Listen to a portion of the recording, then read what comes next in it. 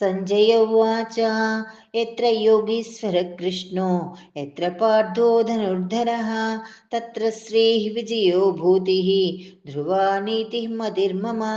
श्रीभगवानुवाच अनन्या चिन्तयन्तो मां ये जनाः पर्युपासते तेषां नित्याभियुक्तानां योगक्षेमं वहाम्यहं।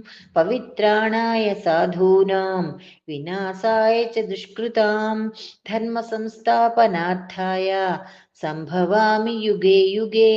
आर्ताविषण्णाशिलाश्च भीताः घोरेषु च व्याधिषु वर्त्यमानाः सङ्कीर्त्य नारायणशब्दमात्रं विमुक्तदुःखा सुखिनो भवन्तु।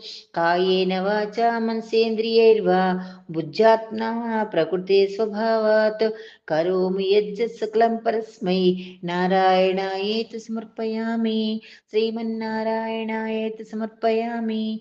भगवन्नारायणायेति समर्पयामि। ॐ शान्ति शान्ति शान्तिः।